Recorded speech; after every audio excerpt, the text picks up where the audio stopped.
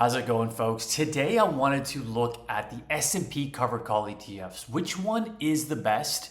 I know JEPI has been a long-running favorite for a long time, but has it been trumped by other S&P covered call ETFs, high-income ETFs?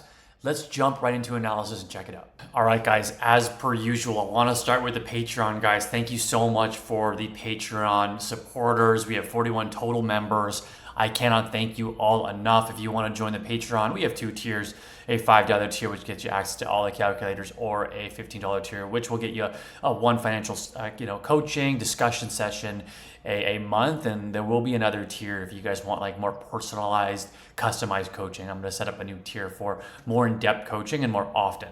All right, let's jump right into it, okay? And today we're going to look at the top most popular S&P covered call ETFs in the market today. I outlined a variety of them here. And hey, if you guys want to see other ones and analyze others, let me know in the comments below and I can do a comparison of many others.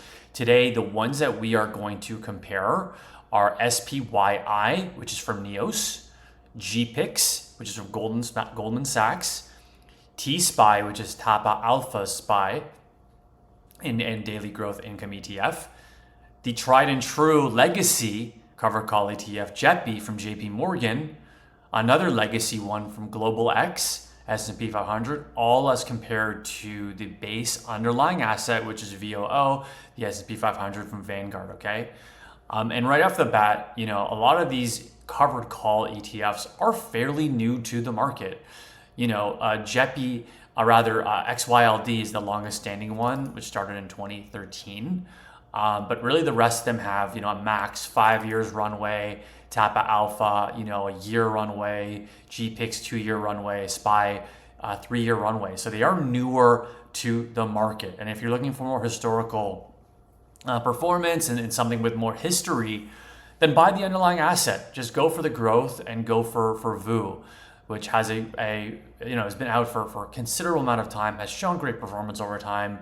You know the drill with VOO, and that's there, and we know that VOO is going to be there. But right now we are focused on income generation. What can we do to generate income alongside our VOO portfolio? So with that in mind, the focus is on what's the best income generating total return covered call ETF from the S&P 500. All right, so all of these, like I said, they're fairly new to the market. Another thing to note is their expense ratio. All right, SPYI 0.68%, GPIX from Goldman Sachs, a little more favorable. In fact, the cheapest of the bunch at 0.29%. SPYI, pretty expensive at 0.77%. JEPI 0.35%. XYLD 0.6%. Okay. All right, guys, let's look at the performance now of these. And we always start with price return.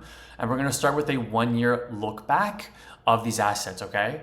So in 1 year, we can see SPYI has done 3.14%, 3.14%, GPIX around 8%, SPYI 1%, JEPI negative 2.5%, XYLD negative 4.5%, and VOO, because it is, of course, the grower, the base asset at 17%, okay? That is price. And the reason I want to show price is because for me, I want to see NAV growth. I want to see NAV growth with these assets.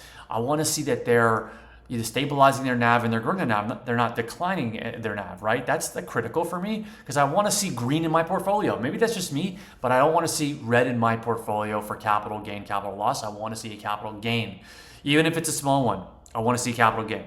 So right now, at least SPYI, GPIX, which is really growing healthy over the past year, and SPYI are the ones to do so. JEPI, XYLD, definitely not so much. And XYLD as a throwaway, honestly, I personally don't recommend it whatsoever. You're going to see the total performance in a second. Not great. Let's look at the total performance, total return. All right. So SPYI total return, this includes the dividend payout plus the price appreciation over the past year, 17%. GPIX leads the bunch here at 17.4%. SPYI 16.5%. JEPI has only done in the past year, okay, guys, 5.84%. What's happening there? What's the deal with their strategy? Maybe someone in the comments below can let me know a little more about what they're doing with the out of money calls as to why they're lagging these other players so much. And then XYLD is at 8%. All right. So JEPI really, from the bunch here, really has been the worst performer of them all. Now, of course, again, looking at the base asset, 18%, underlying asset, 19%. If you want to go for the best total return, it's going to be VOO. It's going to be the S&P 500. But again, we are seeking income here. All right, we are seeking income, and for that matter, you can see here in terms of their trailing 12-month dividend payouts, SPYI is at about 12%. JEPI, which does a better balance of growth plus income, and you can see that it's reflected in the total return. JEPI is a lower return of 8%, but still great appreciation as well. So that combination is actually really interesting to me.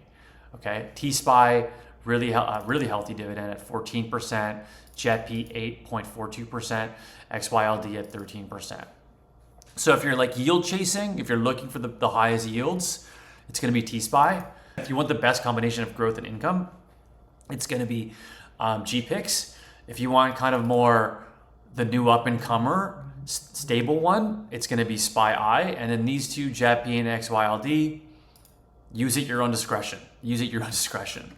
All right, let's move this out to a 3-year look back. Now, once we do that, we do lose a couple of these. We do lose a couple because they've only been out, some of them have only been out for a year or two. But even over the past 3 years, SPYI has shown 52% total return, JEPI 51% total return, so much even more even there. Versus JEPI, really, we want to focus on JEPI and XYLD here because those have the history, 34%, 33%.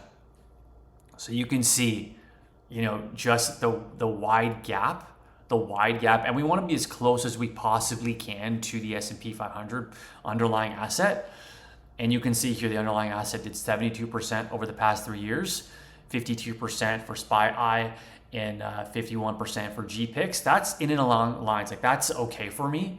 We know we're going to underperform a little bit the underlying asset because we're seeking that income and we're going to miss out on the upside, but that's okay because we are getting that income and having a little more stability. But now compare that to your JEPI, compare that to your XYLD. What's going on, guys? Like, why is it lagging so much, guys? That's not attractive to me. That's not exciting.